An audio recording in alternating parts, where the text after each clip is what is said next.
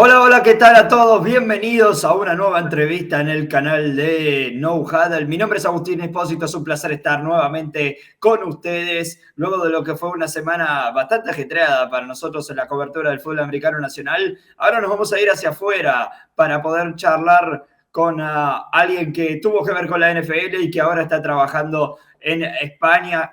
Ya lo voy a presentar, pero primero, quien me va a acompañar en esta entrevista es nuestro compañero Mariano Cerito. Marian, ¿cómo te va? Bienvenido a esta ocasión especial donde nos hemos juntado para, por primera vez te diría, entrevistar aquí en nuestro canal a un exjugador de la NFL. ¿Cómo estás, Agustín? Ahora también extiendo el saludo al invitado y también a la gente. Un gusto estar acá con ustedes.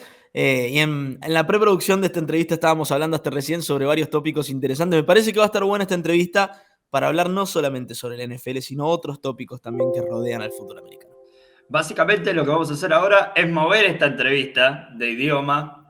Vamos a pasar del español al inglés y tenemos el agrado de presentar a Chase Baker, exjugador de Minnesota Vikings, actualmente entrenador en Barcelona Dragons, allí en la European League of Football. Chase, Agustín, Mariano, Fer in the technical. It's a pleasure to have you here and I hope I don't know how much you know about Argentina, how much you know about the fans here in football, but we are free of them. No, thank you guys for having me on, man. I'm learning about it more and more, and I appreciate you letting me jump on and speak in English. And I wish I could talk to you guys in Spanish. I'm trying to learn, but thank you guys for having me.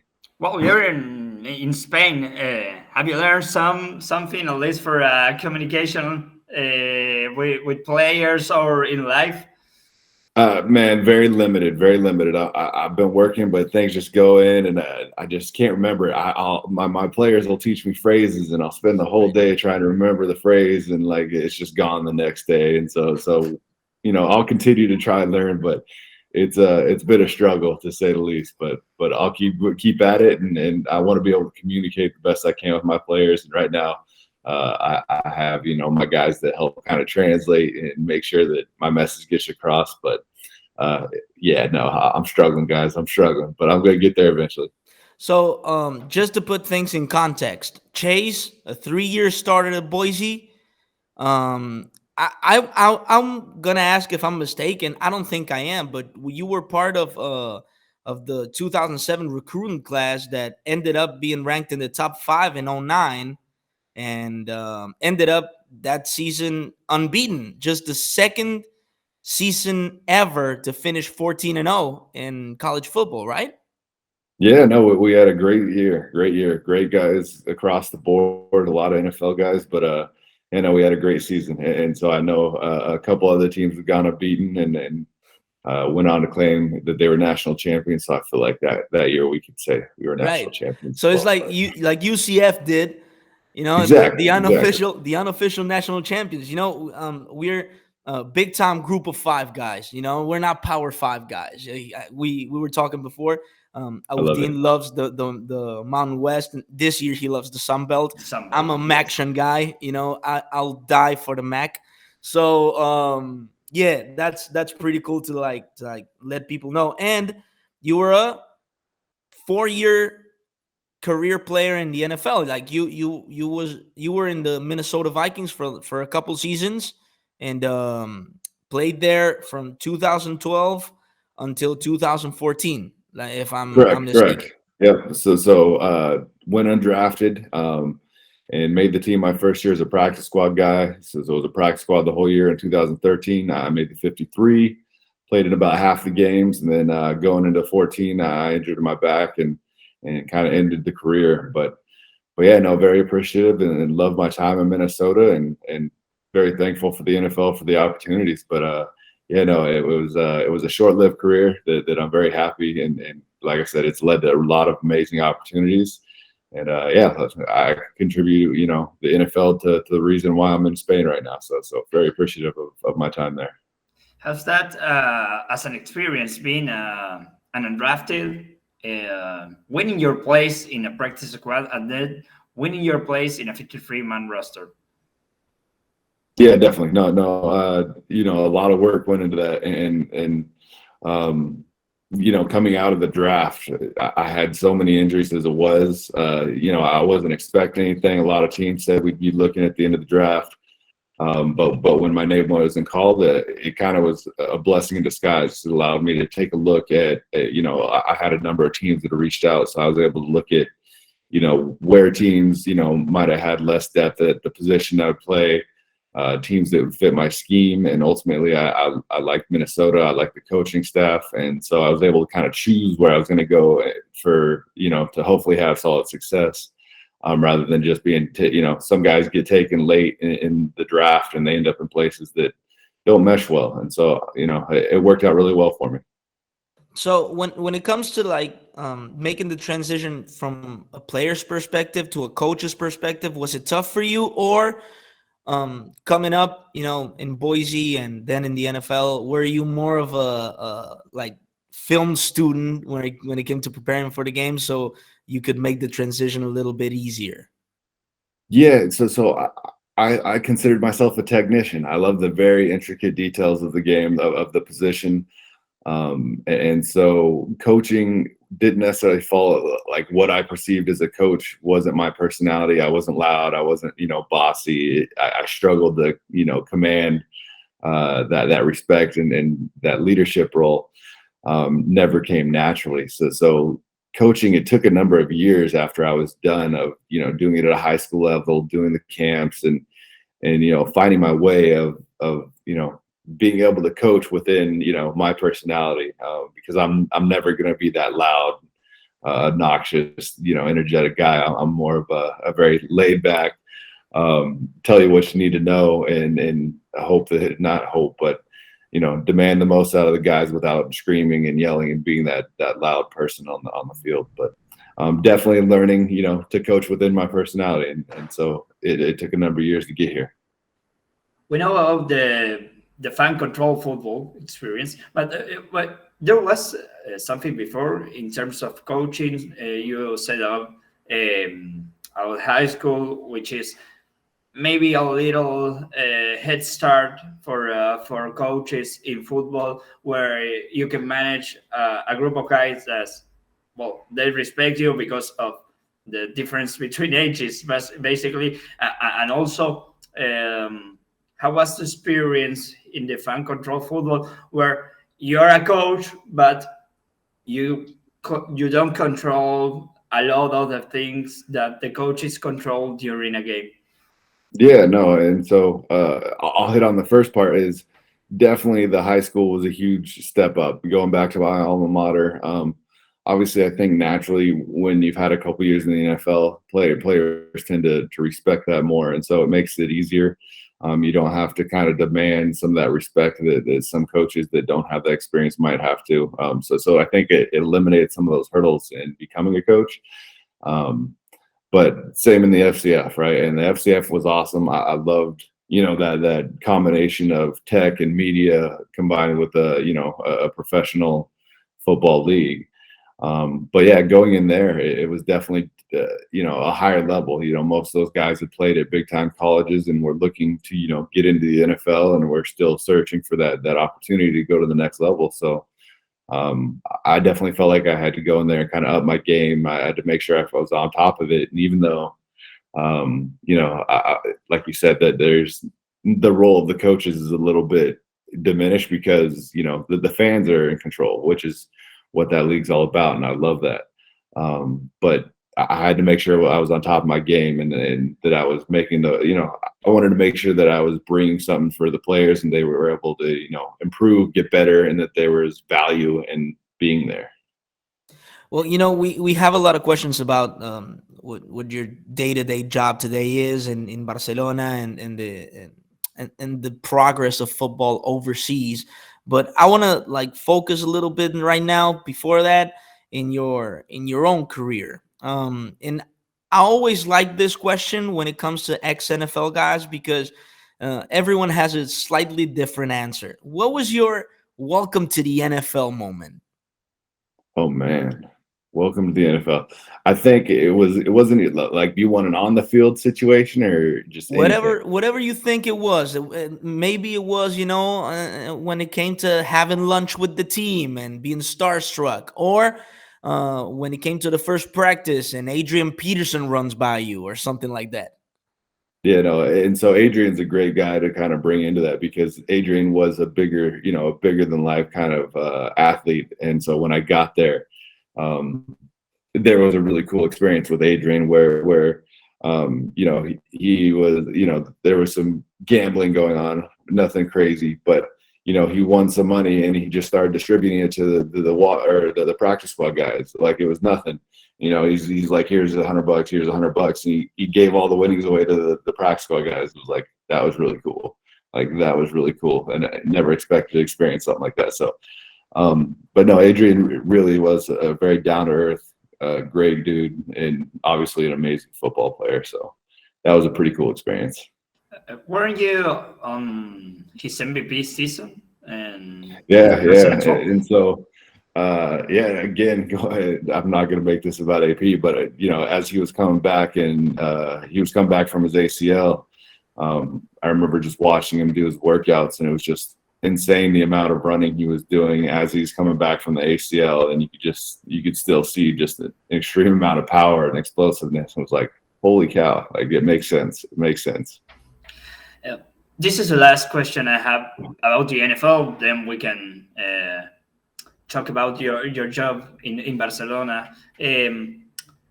Which is the player that you face in the NFL and you say, wow, it was like on TV, this guy can really play football, and it's one of the players maybe in the league? Yeah, and so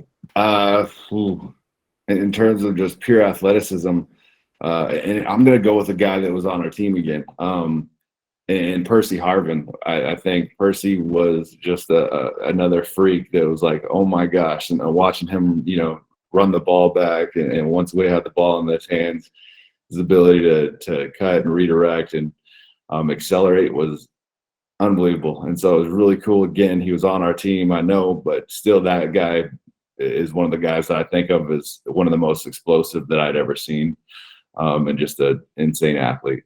It was one of those guys that if you were a quarterback, Christian Ponder, you said who was playing quarterback at that time. Yeah. It was one of those things where you could just tell Ponder, just if no one's open, just heave it downfield and he will catch that. Like, he will outrun everyone and just catch that. Yeah, man. It was just out of this world stuff. And definitely, you don't even need to heave it down the field, man. Just get the ball to him, as a little screen, as a 1 yard out or something. Just get him the ball and something good is going to happen. Right, exactly. I mean, he was the definition of a game breaker. He actually had like a great second half of his career in Seattle where he won a Super Bowl. So it's like huge. That guy was amazing. So turning into what today is considered your day-to-day job, I'd like to know how was the approach of Barcelona to hiring you? Like, what was the proposal? How did this come to be?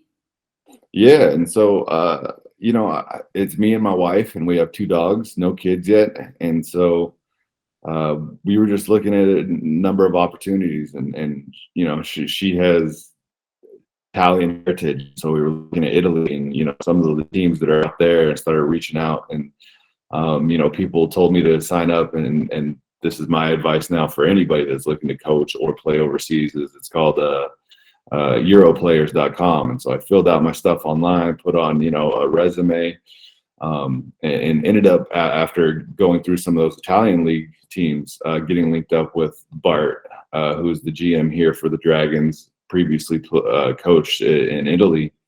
And had a conversation and let them know, hey, I'm looking to coach overseas, looking for a great place to come, and I want to bring my wife, and if I do this, I'm coming for a couple of years. I'm not just coming for this the season and to leave. Like, I want to be part of the community. I want to, live there. I want to experience the culture. I'm trying to come there for a minute. And so that was what I made very clear. And so, he was like, no, we're new. The ELF, we were going on to our second year.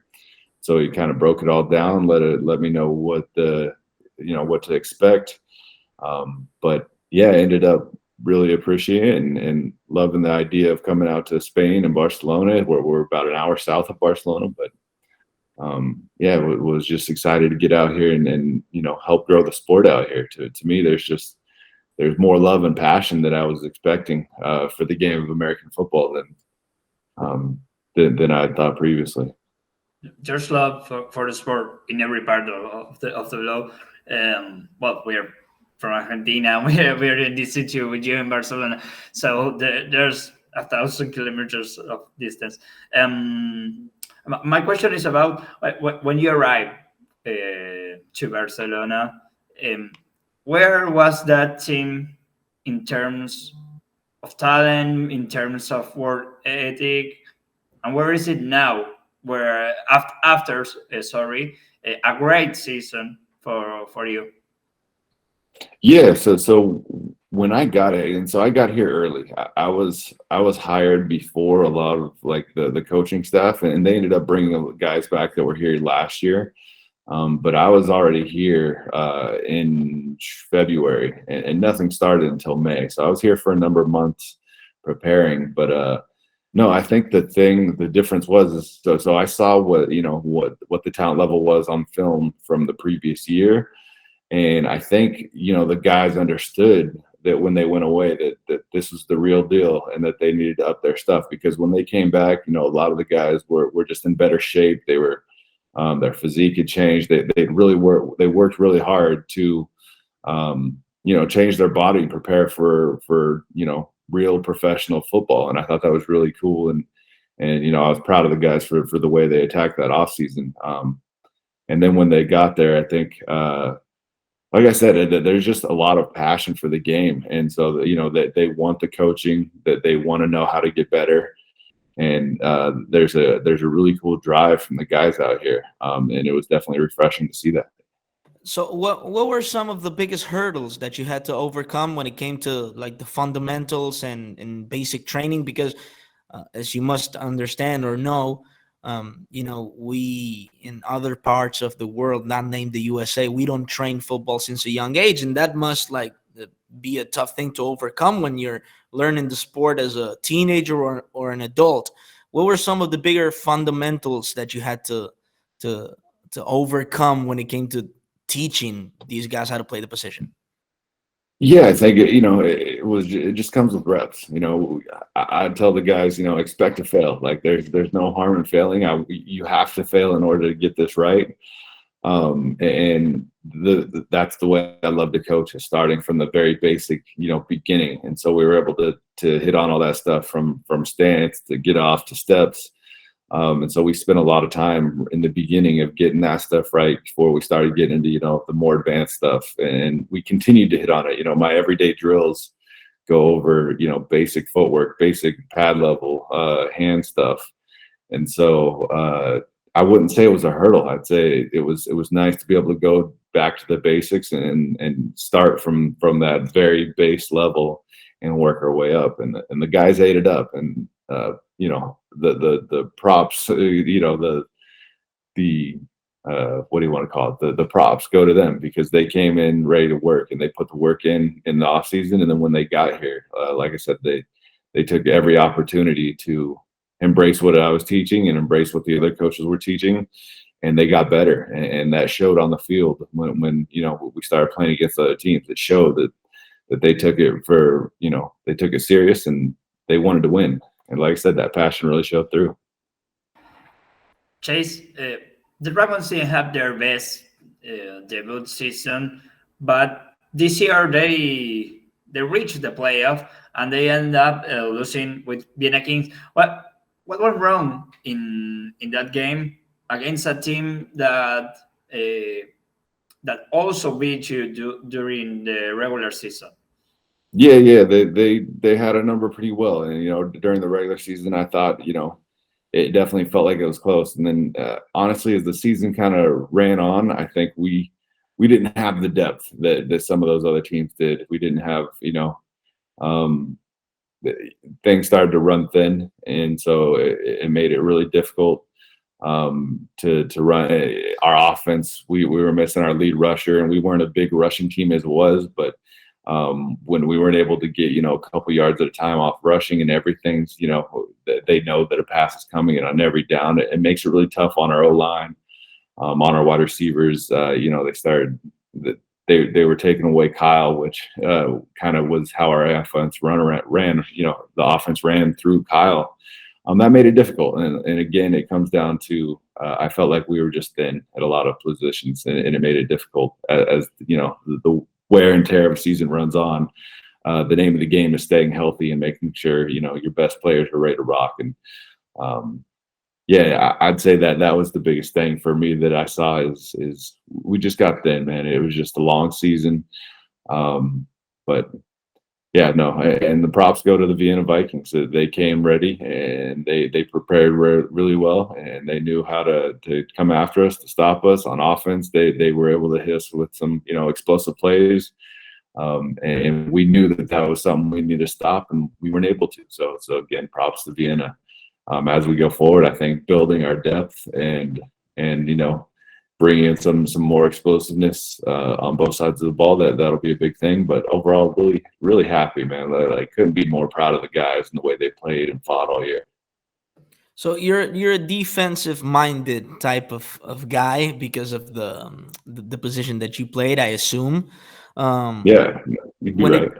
Right. So when it comes to the defense for Barcelona, what do you think that is what key part is missing for the next season, or what do you want to build on? Is maybe a better I way was to gonna say, put I it. don't know if we're that obviously you're always looking for the best, and you want to continue to raise that competition level and make sure nobody's complacent, everybody's fighting for their position, they're earning their time on the field. And so I definitely think we can continue to build that competition and bring in guys that can compete on every down. In terms of the next step, I think it's I don't know. I'm not going to say anything bad about our defense because like I said, I'm really proud of the guys. But again, it's upping that level of competition, and then maybe adding some new wrinkles and giving offensive different looks, and not making it easy for them to understand what's coming. So maybe being a little more complex in the way we approach it. But I really appreciate the simplicity of our defense. We essentially say that we're you got to come out and beat us Right. physically. I love that. I love the fact that if you're going to beat us, you got to punch us in the mouth, and we don't expect that to happen. We know these guys are going to fight, tooth and nail, regardless of the situation. I look back on that Hamburg game right before we went to playoffs, and it was insane rain, nutty weather, and I was really proud. Speaking specifically on the D line, those guys manned up and got it done, and they shut the run down really well against the team that's what they do well. And Right. so, man, I'm not going to say we need to do anything better, but we'll continue to up that competition level, and everybody continue to raise their abilities, and we'll be all right. So for those that aren't familiar with Barcelona and the way that they play, what would you say the base defense that you guys run is? Yeah, it's a 4-3. 4-3. 4-3 is very much a gap scheme, one gap, and no, we have a lot of speed on the edge. So Oh, that's great. yeah. So we wanted to get guys in passing situations and let Michael Sam was on one end and Alejandro Fernandez Rubio was on the other, and so we got you into a passing situation. Team struggled, and so it was. I love the way our defense went. We had some great players across the board that could make plays, and I think teams came in and really struggled against our defense. I was going to ask you about Fernandez. He was one of the best pass rushers in the league, second in sacks, if I'm not mistaken. Correct. How do you define his season, and what or where he surprised you from the player he started this season and the player who finished with the second most sacks, and also a constant presence in that defense? Man, so Rubio was awesome. Again, he came in and immediately shocked the guys who were here from last year, me, all the guys that any expectations, he kind of blew them away because he went into that offseason and made a really concerted effort to change his body. Like he completely, he was more explosive. He was, the speed. But more than anything, I think he just has a nonstop like engine and a desire. He wants to be on the field for every play, and he gives it all. Man, he's nonstop, and so I love the way he plays. I literally have to force him off the field. Like it's like, dude, no, I need you to come off the field so that we can have you for later in the game when you're going to be, needed just as much or more so than right now. But it was impossible to keep him off the field. He wanted to be involved in everything. He never wanted to miss a snap. And so, and that continued from game one all the way through the season. It was, a battle to get him off and to bring him off the field because he just had so much desire to make every play. He wanted to make every play. He wanted to be in every, situation that he felt he could, impact the game. He wanted to be there. So that was pretty awesome. So you mentioned he mentioned Michael Sam before. Yes, great story back in the day. Right. What I wanted to ask about that, it's more on the growing of the game side. His presence, your presence, the presence of ex-NFL guys, it's, I think, huge for the development of football overseas. What do you think are the next steps for football leagues across the world when it comes to like growing the sport? Because you don't see it very often. When it comes to like life after the NFL, you always think Canadian Football League, maybe not Europe. Yeah. No, and so Mike went and did the CFL thing, and he took some years off, and he came out here as a coach. He wasn't originally coming here as a player. He was coming here as an assistant D-line coach, and some things happened with the American D-lineman that we had brought in, and he decided to retire. And so all of a sudden we're in a situation, and so I don't know how the conversation went, but it ended up being, they asked Mike, hey, would you want to play? Because Mike came in, he's still yoked, he's got his legs are ripped, he's running, he's doing all the conditioning with the guys. And so you could tell he was still in that mindset of wanting to be on the field, and he was still one of the guys. So I think it naturally occurred. I didn't think Mike would take it, but all of a sudden Mike's on the field with us, and he's like, let's do this. And, whatever it takes to win. And I love that. And so, yeah, Mike transitioned from being a coach to a player. And I love seeing that, like I said, it was initially like having another coach on the field, somebody that could help you and kind of control the emotion on the field and, generate some emotion when needed. And, it was a really cool thing to watch him develop and make that transition. Kind of unexpected, but it was great to see. Chase, the European League of Football, it's growing. The NFL is coming to Europe. Where do you see football in like 5 years, where we constantly see the sport growing in Spain, growing in Germany, particularly growing in Britain? What's next for football in Europe? Yeah, I think kind of what. So obviously we got done with the season, and now I'm the head coach of the academy. And this academy is, it allows athletes from around Europe to come and continue their education, and then also, have a straight focus on American football. So I think that's the next big step. Obviously these guys train and get ready, but if you're able to do this, for year-round situation, that's huge. And you can really start to see some huge, that jump in athletic ability, the jump in, football knowledge. And I think that's big, and that's why I was so excited to take this next opportunity here in Spain with the Dragons. Was I get these, young players, and I get to help develop them athletically, their physical side of things, the mental side of things, and really kind of bring them to the level that we need them to play at professionally. And that's kind of the goal, is to either get them a scholarship or get them ready to play in the ELF.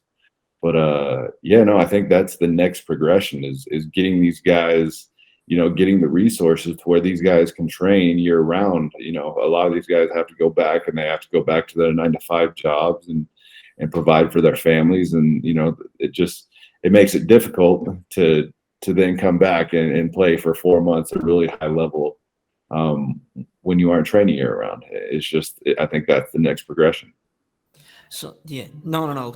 At the end of at the beginning, of the interview, you said that you were used to the intangibles that a coach has, and now you're a head coach in the European Football Academy. How's that? How was that change? What's your specifically work there in the EFA? And also, where is there are more of these academies in Europe helping the players to grow in the sport? Yeah. So I don't know how many there are. I think Germany has some, but this is the first one I know of in Spain that allows them, like I said, to continue the education and train and prepare for football pretty much the entire year. I think it's a 10-month program. But yeah, no, decided, it was kind of thrown on me. I won't say that was the initial idea, was to be the head coach. To me, I was going to help train, do a lot of the workouts and the mindset, all that good stuff. And it worked out to where it was like, all right, I guess I'm the head coach now. I'm happy to take on that role. It's a lot. I'll say that it's a lot. It's drinking from a fire hose, but whatever it takes to help kind of elevate these kids and help these kids, pursue their goals, whatever it may be. I think I'll make it work. I'll figure it out. And I want to be here as a resource for these guys. So it sounds like you have settled down there in Spain, and for the foreseeable future, you would like to stay there. But when it comes to your plans for the longer term, are there any chances that you would like to go back to the States and work in coaching? Let's imagine for a minute, let's say as a defensive coordinator assistant, let's say in Boise, let's say if that opportunity comes up, or a defensive line coach or something like that. Are those things in your plans? High school maybe, or NFL, whatever it is. Yes, and so I really love it out here, and so it would take a lot to get me, back to the U.S. I will say that there are some situations like that. I think Boise is one of them, where it's just so much love for that program, to where if I felt like they needed me, it would be hard. It would be hard for me to say no and turn that away as a D-line coach or whatever they see me as. Then the other one would be obviously NFL. I think if an NFL opportunity came, that would be really hard to turn away as well. So. Other than that, I don't know. It'd be really difficult. I really like it out here. I love the history. I love, traveling to these different, countries to play these teams. It's been a really unique and awesome experience. So, like I said, that there's not a ton of different ways that'll get me out of here, but NFL or possibly Boise State, yeah, those would make me those would make it a difficult decision. You were talking about the positives. I'm gonna ask you about the negatives. Which was the hardest part of moving to Europe? Moving out here, man. So everything's just small, and so I'm a very large human. Everything's just so small. Like I touch both sides. Like I'm here and here on both sides when I'm taking a shower. Like I'm stuck in the shower. I'm touching both sides of the wall. It's gross. The microwave's only this big. The washing machine only fits like 3 pairs of my pants at a time. So like everything's just smaller. And I'd say that was definitely a challenge and different when I first came here.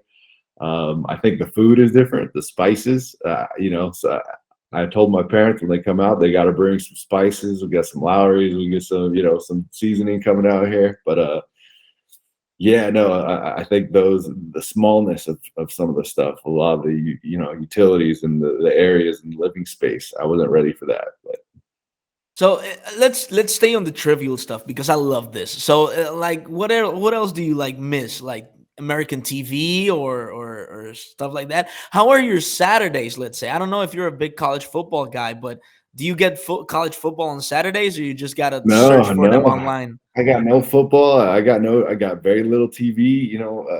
Where we're living, there's Wi-Fi, but the Wi-Fi just can't like host like Netflix or anything like that. Right. So I really don't watch much TV anymore. Yeah, no. So I think I do miss, my college football. I miss some of that stuff. Yeah, definitely some of the American TV. Like I said, I still struggle with Spanish, so there's no English channels on Right. what we have available. But I enjoy, National Geographic and animals. You don't need to know what they're talking about because Right. I'm watching bears and cool ass animals, so I can deal with that. Mad shows about aliens, Exactly. Some stuff where I don't need to understand it, I can do it. A lot of sports, I can watch some of the boat races. Right. But yeah, no, it's been interesting. All right. On my side, there are a lot of things that I'm curious about when it comes to like I asked it before, but the development of football. It's one of the variations of football. Flag football is about to become an Olympic sport for the LA Yeah. Games. Do you see the European Football League? Do you see it as a breeding ground for athletes to compete on the Olympics also in flag football? Like, do you see it as an alternative to reach, the big stage? Let's call it that way. Yeah, no, I definitely, obviously, if they're playing in the ELF, they're an amazing athlete and they understand the game of football at a really high level. So no doubt, they're almost two separate sports in terms of flag to, tackle football.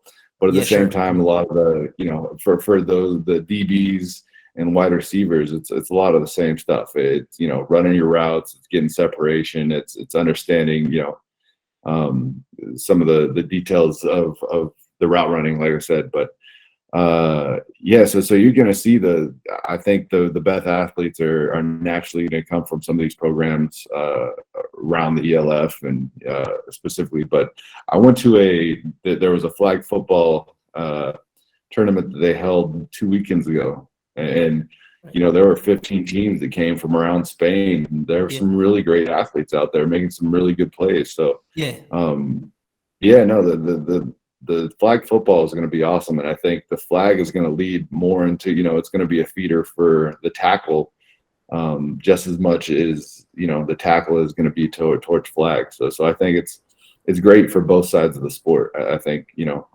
it's a symbiotic relationship where both can continue to grow and contribute to the other. So that's kind of my second part of the question. Do you see any countries like being a little bit ahead of each other when it comes to technical stuff or certain positions or athletic ability? Like, I don't know. I'm asking from ignorance, but do you see Spain maybe a little bit more developed when it comes to football against, let's say, the Netherlands or Germany, or do you see them at a very like equal level? I think Germany definitely has a head start on almost all of Europe. I think Germans, what I've seen so far, the Germans really love and have kind of adapted and have trained for the sport. And I think they're just a step ahead. That said, I see, I didn't expect Spain to have, so much competition and solid players within the sport. So I don't think the rest of Europe and specifically Spain, I don't think we're far behind. But no, if somebody's ahead, it's definitely Germany. You were just talking about the type of athlete that the ELF have. You have to compare it to something back in America. I don't know, the Alliance, the college football. Obviously, their comparison it's not going to be the NFL, but is there a league that you can compare to the ELF in America? So I've been asked this a few times, and honestly, it's like a culmination of I'll say just college in general. I think you got D1 through D3 type athletes that are still raw and developing.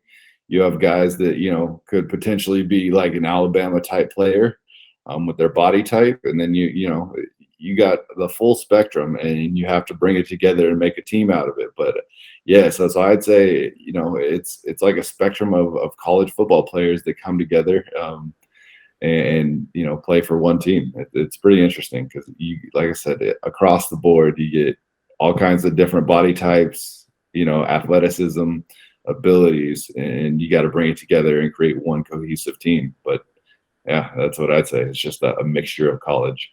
Well, you got Microsoft, which was an SEC guy back in the day. He played in Missouri. Chase, thank you for your time. Thank you for the opportunity to doing this interview. And well, we wish you the best for Barcelona and for you in your coaching career. Thank you, guys. I'll be tuning in to No Huddle more often. I appreciate you guys reaching out, and thank you for letting me ramble on in English for a little bit. And let me know if there's anything I can ever do for you guys. Thank you guys so much. Absolutely. Thank you, Chase. Vuelvo al español para saludarte a vos, Marian, también. Chase Baker estuvo con nosotros, actual entrenador de la línea defensiva Barcelona Dragons, es jugador de Boise State a nivel colegial y es jugador de Minnesota Vikings a nivel de NFL. Marian, un placer haber estado con vos acá y nos encontraremos la próxima.